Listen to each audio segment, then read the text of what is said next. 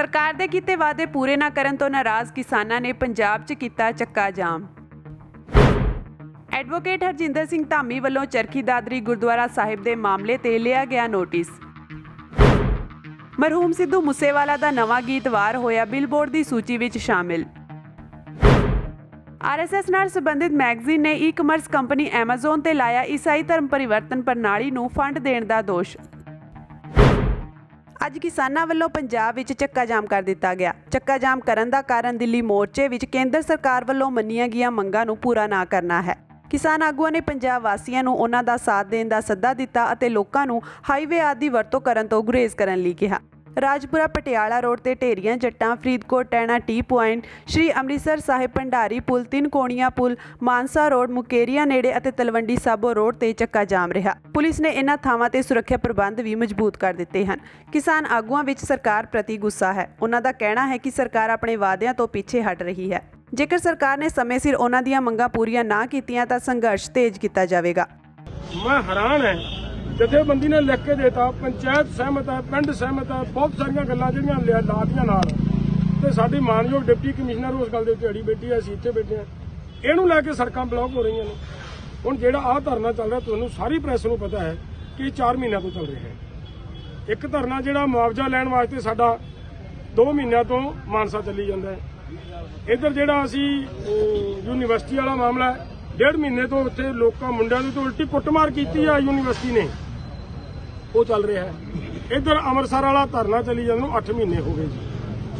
ਹੁਣ ਸ਼ਾਂਤੀ ਨਾਲ ਬੈਠੇ ਯਾਰ, ਸੁਣਦਾ ਹੀ ਨਹੀਂ ਕੋਈ।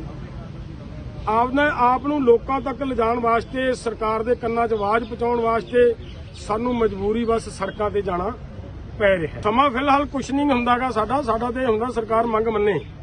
ਅਗਰ ਸਰਕਾਰ ਮੰਗ ਮੰਨ ਲੈਂਦੀ ਹੈ, ਉਦੋਂ ਪਹਿਲਾਂ ਮੰਨ ਲੈਂਦੀ ਹੈ, ਤਾਂ ਸਾਡਾ ਕੋਈ ਸੜਕ ਤੇ ਜਾਣਾ ਕੋਈ ਸਾਨੂੰ ਚਾਅ ਨਹੀਂ ਹੈ। ਅਸੀਂ ਲੋਕਾਂ ਨੂੰ ਖਰਾਬ ਕਰਨਾ ਸਾਡਾ ਕੋਈ ਨਿਸ਼ਾਨਾ ਨਹੀਂ ਹੈ ਕਿ ਪਬਲਿਕ ਨੂੰ ਖਰਾਬ ਕਰੀਏ। ਲੇਕਿਨ ਜੇ ਸਰਕਾਰ ਮੰਗ ਨਹੀਂ ਮੰਨਦੀ ਤਾਂ ਫਿਰ 6 ਪੁਆਇੰਟ ਚੁਣੇ। ਅਸੀਂ ਇਹ ਗੱਲਾਂ ਧਿਆਨ 'ਚ ਰੱਖੀਆਂ ਨੇ ਕਿ ਪੁਆਇੰਟ ਘੱਟ ਚੁਣ ਲਓ, ਜਿੰਨਾ ਤੇ ਬੈਠੋ ਉੱਥੇ ਫਿਰ ਰੈਗੂਲਰ ਬੈਠੋ। ਜੇ ਬੈਠਣਾ ਪੈਂਦਾ, ਜੇ ਸਰਕਾਰ ਜਮਾ ਹੀ ਨਹੀਂ ਧਿਆਨ ਦਿੰਦੀ, ਫਿਰ ਤਾਂ ਲਗਾਤਾਰ ਬੈਠਾਂਗੇ। ਤੋ ਇਹ ਕੋਈ ਇੱਕ ਦਿਨ ਦਾ ਨਹੀਂ, ਕੋਈ ਅੱਧੇ ਦਿਨ ਦਾ ਨਹੀਂ, ਕੋਈ ਘੰਟਿਆਂ ਦਾ ਨਹੀਂ। ਹਾਂ, ਜੇ ਮੰਗਾਂ ਮੰਨ ਲੈਂਦੀ ਹੈ ਸਰਕਾਰ ਸਾਡੀਆਂ, ਤਾਂ ਫਿਰ ਮਤਲਬ ਅਸੀਂ ਕੋਈ ਜ਼ਰੂਰੀ ਨਹੀਂ ਕਿ ਅਸੀਂ ਮਤਲਬ ਬਲੌਕ ਕਰਾਂਗੇ ਸੜਕਾਂ। ਹਰਿਆਣਾ ਦੇ ਚਰਖੀ ਦਾਦਰੀ 'ਚ ਗੁਰਦੁਆਰਾ ਸਾਹਿਬ ਵਿਖੇ ਬੰਦੀ ਸਿੰਘਾਂ ਦੀ ਰਿਹਾਈ ਮੰਗਦੇ ਹੋਰਡਿੰਗ ਬੋਰਡ ਲਗਾਉਣ ਤੇ ਗੁਰਦੁਆਰਾ ਸਾਹਿਬ ਦੇ ਪ੍ਰਬੰਧਕਾਂ ਨੂੰ ਸੋਸ਼ਲ ਮੀਡੀਆ ਤੇ ਫੋਨ ਰਾਹੀਂ ਧਮਕੀਆਂ ਦੇਣ ਦਾ ਮਾਮਲਾ ਸਾਹਮਣੇ ਆਇਆ ਹੈ। ਸ਼੍ਰੋਮਣੀ ਕਮੇਟੀ ਦੇ ਪ੍ਰਧਾਨ ਐਡਵੋਕੇਟ ਹਰਜਿੰਦਰ ਸਿੰਘ ਧਾਮੀ ਨੇ ਇਸ ਘਟਨਾ ਦਾ ਸਖਤ ਨੋਟਿਸ ਲੈਂਦਿਆਂ ਗੁਰਦੁਆਰਾ ਪ੍ਰਬੰਧਕਾਂ ਨਾਲ ਖੜਨ ਦੀ ਵਚਨਬੱਧਤਾ ਪ੍ਰਗਟਾਈ ਹੈ। ਜਾਣਕਾਰੀ ਅਨੁਸਾਰ ਚਰਖੀ ਦਾਦਰੀ ਗੁਰਦੁਆਰਾ ਸਾਹਿਬ ਦੇ ਪ੍ਰਧਾਨ ਸਰਦਾਰ ਨੀਰਜ ਸਿੰਘ ਨੇ ਸਥਾਨਕ ਪੁਲਿਸ ਥਾਣੇ ਵਿੱਚ ਲਿਖਤੀ ਸ਼ਿਕਾਇਤ ਦੇ ਕੇ ਕਿਹਾ ਹੈ ਕਿ ਉਹਨਾਂ ਨੂੰ ਬੰਦੀ ਸਿੰਘਾਂ ਦੀ ਰਿਹਾਈ ਨਾਲ ਸੰਬੰਧਿਤ ਪੋਸਟਰ ਲਗਾਉਣ ਤੇ ਕੁਝ ਲੋਕ ਪਰੇਸ਼ਾਨ ਕਰ ਰਹੇ ਹਨ। ਸ਼੍ਰੋਮਣੀ ਕਮੇਟੀ ਦੇ ਪ੍ਰਧਾਨ ਐਡਵੋਕੇਟ ਹਰਜਿੰਦਰ ਸਿੰਘ ਧਾਮੀ ਨੇ ਇਸ ਮਾਮਲੇ ਸੰਬੰਧੀ ਕਿਹਾ ਹੈ ਕਿ ਬੰਦੀ ਸਿੰਘਾਂ ਦੀ ਰਿਹਾਈ ਮੰਗਣਾ ਕੋਈ ਗੁਨਾਹ ਨਹੀਂ ਹੈ ਅਤੇ ਇਹ ਪੂਰੀ ਸਿੱਖ ਕੌਮ ਦੀ ਮੰਗ ਹੈ। ਬੰਦੀ ਸਿੰਘਾਂ ਨੂੰ ਰਿਹਾ ਨਾ ਕੀਤੇ ਜਾਣ ਤੇ ਪੂਰੇ ਦੇਸ਼ ਵਿੱਚ ਸਿੱਖਾਂ ਅੰਦਰ ਰੋਸ ਹੈ, ਕਿਉਂਕਿ ਸਜ਼ਾਵਾਂ ਪੂਰੀਆਂ ਕਰਨ ਦੇ ਬਾਵਜੂਦ ਵੀ 3 ਦਹਾਕਿਆਂ ਤੋਂ ਦੇਸ਼ ਦੀਆਂ ਜੇਲ੍ਹਾਂ ਵਿੱਚ ਬੰਦ ਸਿੱਖਾਂ ਨਾਲ ਅਨਿਆਂ ਕੀਤਾ ਜਾ ਰਿਹਾ ਹੈ। ਹਰਿਆਣਾ ਦੇ ਚਰਖੀ ਦਾਦਰੀ ਵਿੱਚ ਗੁਰਦੁਆਰਾ ਸਾਹਿਬ ਤੇ ਪੋਸਟਰ ਲਗਾਉਣੇ ਸਿੱਖ ਕੌਮ ਦੀ ਮੰਗ ਦਾ ਹੀ ਇੱਕ ਹਿੱਸਾ ਹੈ। ਇਸ ਤੇ ਇਤਰਾਜ਼ ਕਰਨ ਵਾਲੇ ਲੋਕ ਸਿੱਖਾਂ ਦੀ ਹੱਕੀ ਮੰਗ ਨੂੰ ਜਾਣਬੁੱਝ ਕੇ ਫਿਰਕੂ ਰੰਗਤ ਦੇਣਾ ਚਾਹੁੰਦੇ ਹਨ। ਐਡਵੋਕੇਟ ਧਾਮੀ ਨੇ ਕਿਹਾ ਕਿ ਸ਼੍ਰੋਮਣੀ ਕਮੇਟੀ ਵੱਲੋਂ ਇਹ ਮੰਗ ਅਗਲੇ ਦਿਨਾਂ ਵਿੱਚ ਹੋਰ ਵੀ ਜ਼ੋਰਦਾਰ ਤਰੀਕੇ ਨਾਲ ਉਠਾਉਣ ਦੀਆਂ ਤਿਆਰੀਆਂ ਕੀਤੀਆਂ ਜਾ ਰਹੀਆਂ ਹਨ। ਇਸ ਨੂੰ ਲੈ ਕੇ ਸ਼੍ਰੋਮਣੀ ਕਮੇਟੀ ਦੇ ਜਨਰਲ ਇਜਲਾਸ ਦੌਰਾਨ ਪਾਸ ਕੀਤੇ ਮਤੇ ਅਨੁਸਾਰ 1 ਦਸੰਬਰ 2022 ਤੋਂ ਦਸਤਖਤੀ ਮੁਹਿੰਮ ਵੀ ਆਰੰਭੀ ਜਾ ਰਹੀ ਹੈ। ਉਹਨਾਂ ਆਖਿਆ ਕਿ ਸ਼੍ਰੋਮਣੀ ਕਮੇਟੀ ਹਰਿਆਣਾ ਦੇ ਦਾਦਰੀ 'ਚ ਬੰਦੀ ਸਿੰਘਾਂ ਦੀ ਰਿਹਾਈ ਲਈ ਸੰਘਰਸ਼ ਦਾ ਹਿੱਸਾ ਬਣਨ ਵਾਲੇ ਗੁਰਦੁਆਰਾ ਪ੍ਰਬੰਧਕਾਂ ਦੇ ਨਾਲ ਖੜੀ ਹੈ ਅਤੇ ਉਹਨਾਂ ਨੂੰ ਚਿੰਤਾ ਦੀ ਲੋੜ ਨਹੀਂ ਹੈ। ਇਸੇ ਦੌਰਾਨ ਸ਼੍ਰੋਮਣੀ ਕਮੇਟੀ ਦੇ ਬੁਲਾਰੇ ਹਰਭਜਨ ਸਿੰਘ ਵਕਤਾ ਨੇ ਦੱਸਿਆ ਕਿ ਟੈਲੀਫੋਨ ਤੇ ਹੋਈ ਗੱਲਬਾਤ ਵਿੱਚ ਚਰਖੀ ਦਾਦਰੀ ਗੁਰਦੁਆਰਾ ਸਾਹਿਬ ਦੇ ਪ੍ਰਧਾਨ ਸਰਦਾਰ ਨੀਰਜ ਸਿੰਘ ਨੇ ਕੌਮੀ ਮਸਲੇ ਤੇ ਦ੍ਰਿੜ ਰਹਿਣ ਦਾ ਪ੍ਰਗਟਾਵਾ ਕੀਤਾ ਹੈ। ਉਹਨਾਂ ਦੱਸਿਆ ਕਿ ਸਰਦਾਰ ਨੀਰਜ ਸਿੰਘ ਅਨੁਸਾਰ ਉਹਨਾਂ ਪਾਸ ਸ਼ਿਕਾਇਤ ਦੇਣ ਮਗਰੋਂ ਪੁਲਿਸ ਵੀ ਪੁੱਜੀ ਸੀ, ਜਿਸ ਨੂੰ ਦੱਸ ਦਿੱਤਾ ਗਿਆ ਹੈ ਕਿ ਇਹ ਕਾਰਜ ਸ਼੍ਰੀ ਅਕਾਲ ਤਖਤ ਸਾਹਿਬ ਦੇ ਹੁਕਮ ਅਨੁਸਾਰ ਕੀਤਾ ਗਿਆ ਹੈ। ਸਰਦਾਰ ਨੀਰਜ ਸਿੰਘ ਨੇ ਗੱਲਬਾਤ ਦੌਰਾਨ ਇਹ ਵੀ ਦੱਸਿਆ ਕਿ ਧਮਕਾਉਣ ਵਾਲੇ ਲੋਕਾਂ ਵੱਲੋਂ ਕੁਝ ਵਿਅਕਤੀਆਂ ਨੇ ਮਾਮਲਾ ਖਤਮ ਕਰਨ ਦੀ ਗੱਲ ਵੀ ਅੱਗੇ ਵਧਾਈ ਹੈ। ਮਰਹੂਮ ਸਿੱਧੂ ਮੂਸੇਵਾਲਾ ਦੇ ਨਵੇਂ ਗੀਤ ਵਾਰ ਨੂੰ ਪ੍ਰਸ਼ੰਸਕਾਂ ਵੱਲੋਂ ਭਰਵਾਂ ਹੁੰਗਾਰਾ ਮਿਲਿਆ ਹੈ ਅਤੇ ਲਗਾਤਾਰ ਇਹ ਗੀਤ ਟ੍ਰੈਂਡਿੰਗ ਵਿੱਚ ਚੱਲ ਰਿਹਾ ਹੈ। ਹੁਣ ਸਿੱਧੂ ਮੂਸੇਵਾਲਾ ਦੇ ਇਸ ਗਾਣੇ ਨੇ ਨਵੀਂ ਉਪਲਬਧੀ ਹਾਸਲ ਕੀਤੀ ਹੈ। ਤਾਜ਼ਾ ਜਾਣਕਾਰੀ ਅਨੁਸਾਰ ਨਵਾਂ ਗੀਤ ਵਾਰ ਬਿਲਬੋਰਡ ਤੇ ਵੀ ਆਪਣੀ ਜਗ੍ਹਾ ਬਣਾ ਚੁੱਕਾ ਹੈ। ਇਸ ਗੀਤ 'ਚ ਸਿੱਧੂ ਮੂਸੇਵਾਲਾ ਨੇ ਹਰੀ ਸਿੰਘ ਨਲੂਆ ਦੀ ਜ਼ਿੰਦਗੀ ਨੂੰ ਦਰਸਾਇਆ ਸੀ। ਬਿਲਬੋਰਡ ਦੀ ਕੈਨੇਡੀਅਨ ਹੌਟ 100 ਦੀ ਸੂਚੀ ਵਿੱਚ ਮਰਹੂਮ ਸਿੱਧੂ ਮੂਸੇਵਾਲਾ ਦੇ ਗੀਤ ਵਾਰ ਨੇ 64ਵਾਂ ਨੰਬਰ ਹਾਸਲ ਕੀਤਾ ਹੈ। ਜ਼ਿਕਰਯੋਗ ਹੈ ਕਿ ਸਿੱਧੂ ਮੂਸੇਵਾਲਾ ਦਾ ਇਹ ਵਾਰ ਗੀਤ 8 ਨਵੰਬਰ ਨੂੰ YouTube ਤੇ ਰਿਲੀਜ਼ ਕੀਤਾ ਗਿਆ ਸੀ। ਇਹ ਗੀਤ ਅੱਜ ਵੀ YouTube ਦੀ ਮਿਊਜ਼ਿਕ ਕੈਟਾਗਰੀ 'ਚ ਪਹਿਲੇ ਨੰਬਰ ਤੇ ਟ੍ਰੈਂਡ ਕਰ ਰਿਹਾ ਹੈ। ਮੂਸੇਵਾਲਾ ਭਾਵੇਂ ਹੀ ਇਸ ਦੁਨੀਆ ਨੂੰ ਅਲਵਿਦਾ ਕਹਿ ਗਿਆ ਹੈ, ਪਰ ਉਹ ਅਜੇ ਵੀ ਆਪਣੇ ਗੀਤਾਂ ਜ਼ਰੀਏ ਆਪਣੇ ਪ੍ਰਸ਼ੰਸਕਾਂ ਦੇ ਦਿਲਾਂ ਵਿੱਚ ਜ਼ਿੰਦਾ ਹੈ।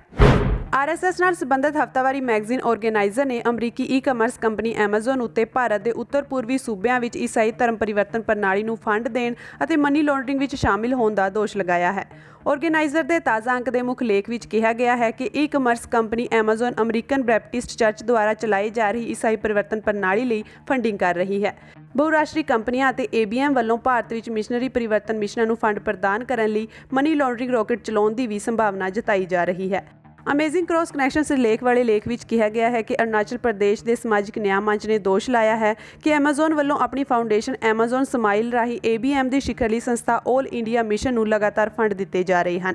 ਇਸ ਵਿੱਚ ਕਿਹਾ ਗਿਆ ਹੈ ਕਿ ਐਮਾਜ਼ਨ ਆਲ ਇੰਡੀਆ ਮਿਸ਼ਨ ਦੇ ਪਰਿਵਰਤਨ ਕਾਰਜਾਂ ਦੀ ਫੰਡਿੰਗ ਹਰੇਕ ਭਾਰਤੀ ਵੱਲੋਂ ਆਪਣੀ ਖਰੀਦ ਤੇ ਪੈਸਾ ਦਾਨ ਕਰਕੇ ਫੰਡ ਕੀਤਾ ਜਾ ਰਿਹਾ ਹੈ।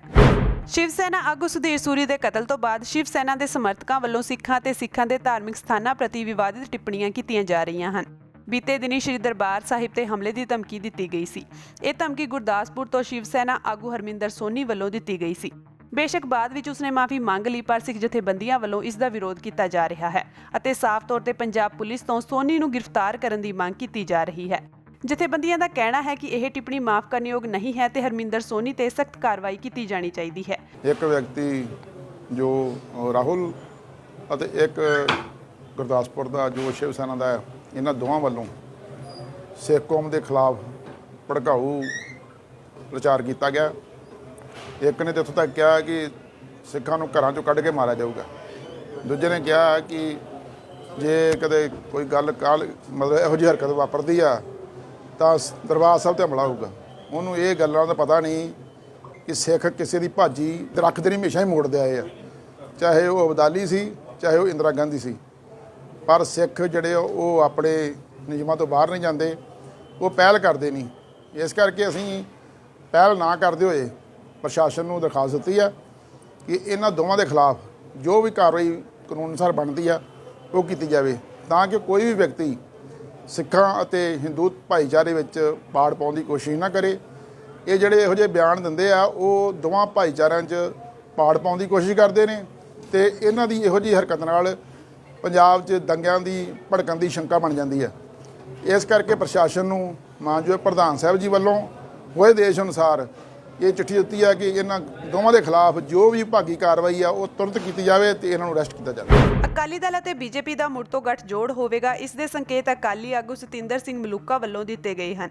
ਉਹਨਾਂ ਦਾ ਕਹਿਣਾ ਹੈ ਕਿ ਜੇਕਰ ਅਕਾਲੀ ਦਲ ਦੇ ਵੱਲੋਂ ਗੱਠਜੋੜ ਕੀਤਾ ਜਾਂਦਾ ਹੈ ਤਾਂ ਕਿਸੇ ਹੋਰ ਪਾਰਟੀ ਦੇ ਨਾਲ ਗੱਠਜੋੜ ਸੰਭਵ ਨਹੀਂ ਹੈ। ਜੇਕਰ ਅਕਾਲੀ ਦਲ ਵੱਲੋਂ ਗੱਠਜੋੜ ਕੀਤਾ ਜਾਵੇਗਾ ਤਾਂ ਸਿਰਫ BJP ਦੇ ਨਾਲ, ਤੇ ਅਕਾਲੀ ਦਲ ਵੱਡੇ ਭਰਾ ਦੀ ਭੂਮਿਕਾ ਨਿਭਾਵੇਗਾ। ਸਾਬਕਾ ਮੰਤਰੀ ਤੇ ਸੀਨੀਅਰ ਅਕਾਲੀ ਆਗੂ ਸਰਦਾਰ ਬਿਕਰਮ ਸਿੰਘ ਮਜੀਠੀਆ ਨੇ ਅੱਜ ਮੰਗ ਕੀਤੀ ਕਿ ਪੰਜਾਬ ਪਬਲਿਕ ਸਰਵਿਸ ਕਮਿਸ਼ਨ ਵੱਲੋਂ ਕੀਤੀ ਗਈ ਨਾਇਬ ਤਹਿਸੀਲਦਾਰ ਦੀ ਭਰਤੀ ਵਿੱਚ ਬਹੁ ਕਰੋੜੀ ਘੁਟਾਲੇ ਦੀ ਜਾਂਚ CBI ਤੋਂ ਕਰਵਾਈ ਜਾਵੇ ਜਾਂ ਫਿਰ ਇਸ ਦੀ ਨਿਆਇਕ ਜਾਂਚ ਕਰਵਾਈ ਜਾਵੇ, ਕਿਉਂਕਿ ਇਸ ਮਾਮਲੇ ਵਿੱਚ ਪ੍ਰੀਖਿਆ ਪ੍ਰਕਿਰਿਆ ਵਿੱਚ ਗਲਤ ਕੰਮ ਕਰਨ ਦਾ ਖੁਲਾਸਾ ਕੁਝ ਹੇਠਲੇ ਪੱਧਰ ਦੇ ਮੁਲਜ਼ਮਾਂ ਦੀ ਗ੍ਰਿਫਤਾਰੀ ਨਾਲ ਹੋਇਆ ਹੈ। ਬਿਕਰਮ ਸਿੰਘ ਮਜੀਠੀਆ ਨੇ ਕਿਹਾ ਕਿ ਮੁੱਖ ਮੰਤਰੀ ਇਸ ਮਾਮਲੇ ਦੀ ਜਾਂਚ CBI ਜਾਂ ਫਿਰ ਹਾਈ ਕੋਰਟ ਦੇ ਮੌਜੂਦਾ ਜੱਜ ਹਵਾਲੇ ਕਰਨ। ਉਹਨਾਂ ਕਿਹਾ ਕਿ 70,000 ਉਮੀਦਵਾਰ ਜੋ ਇਸ ਪ੍ਰੀਖਿਆ ਵਿੱਚ ਬੈਠੇ ਸਨ ਉਹ ਚਾਹੁੰਦੇ ਹਨ ਕਿ ਸਾਰੀ ਜਾਂਚ ਪਾਰਦਰਸ਼ੀ ਹੋਵੇ ਅਤੇ ਉਹਨਾਂ ਦੀ ਹੇਠਲੇ ਪੱਧਰ ਦੇ ਮੁਲਜ਼ਮਾਂ ਨੂੰ ਫੜ ਕੇ ਅੱਖਾਂ ਪੁੰਝਣ ਨਾਲ ਤਸੱਲੀ ਨਹੀਂ ਹੋਵੇਗੀ। ਅਕਾਲੀ ਆਗੂ ਦਲਜੀਤ ਸਿੰਘ ਚੀਮਾ ਨੇ ਕਿਹਾ ਕਿ ਪੰਜਾਬ ਵਿੱਚ ਆਪ ਦੀ ਸਰਕਾਰ ਆਉਣ ਤੋਂ ਬਾਅਦ ਸੂਬੇ ਦੀ ਅਮਨ ਕਾਨੂੰਨ ਵਿਵਸਥਾ ਇਸ ਕਦਰ ਡਗਮਗਾ ਗਈ ਹੈ ਕਿ ਹਰ ਕੋਈ ਅਸੁਰੱਖਿਆ ਤੇ ਜੁਰਮ ਦੇ ਭੈ ਵਿੱਚ ਉਨੀਂਦਰੇ ਘਟ ਰਿਹਾ ਹੈ। ਪੰਜਾਬ ਲਈ ਕਿੰਨੀ ਮੰਦਭਾਗੀ ਗੱਲ ਹੈ ਕਿ ਸੂਬੇ ਦਾ ਮੁਖੀ ਅਜਿਹੇ ਬੱਤਰ ਹਾਲਤਾਂ ਵਿੱਚ ਹੋ ਰਹੇ ਕਤਲੋਗਾਰਤ ਨੂੰ ਮਾਮੂਲੀ ਘਟਨਾਵਾਂ ਦੱਸ ਰਿਹਾ ਹੈ। ਜਿੰਨੀ ਮਾੜੀ ਹਾਲਤ ਪੰਜਾਬ ਦੇ ਵਿੱਚ ਅਮਨ ਕਾਨੂੰਨ ਦੀ ਅੱਜ ਹੈ, ਜੇ ਮੁੱਖ ਮੰਤਰੀ ਸਾਹਿਬ ਉਹਦੇ ਬਾਰੇ ਥੋੜ੍ਹਾ ਜਿਹਾ ਵੀ ਗੰਭੀਰ ਹੋਣ ਤੇ ਉਹਨਾਂ ਨੂੰ ਨੀਂਦ ਨਹੀਂ ਆਉਣੀ ਚਾਹੀਦੀ। ਪਰ ਅਫਸੋਸ ਹੈ ਕਿ ਸਾਰਾ ਪੰਜਾਬ ਤੇ ਅੱਜ ਰਾਤਾਂ ਜਾਗ ਕੇ ਕੱਢ ਰਿਹਾ। ਪਰ ਮੁੱਖ ਮੰਤਰੀ ਸਾਹਿਬ ਦੇ ਬਿਆਨਾਂ ਤੋਂ ਲੱਗਦਾ ਹੈ ਕਿ ਉਹਨਾਂ ਨੂੰ ਕਿਸੇ ਦੀ ਪੰਜਾਬ ਦੀ ਪੰਜਾਬੀਆਂ ਦੀ ਚਿੰਤਾ ਨਹੀਂ।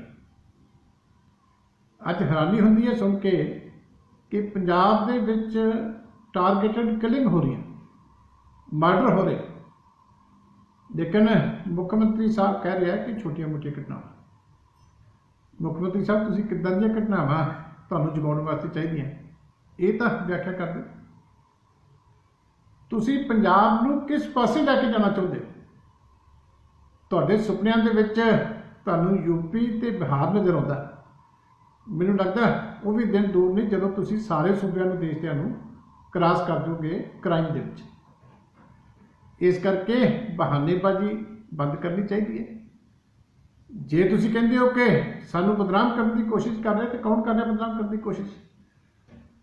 ਤੁਸੀਂ ਸਾਜ਼ਿਸ਼ਾਂ ਬੇਨਕਾਬ ਕਿਉਂ ਨਹੀਂ ਕਰਦੇ? ਇਸ ਕਰਕੇ ਜਿਹੜੀ ਮੁੱਢਲੀ ਡਿਊਟੀ ਹੈ ਸਰਕਾਰ ਦੀ, ਉਹ ਮੁੱਖ ਮੰਤਰੀ ਸਾਹਿਬ ਨੂੰ ਪੂਰੀ ਕਰਨੀ ਚਾਹੀਦੀ ਜਾਂ ਛੱਡ ਦੇਣਾ ਚਾਹੀਦਾ।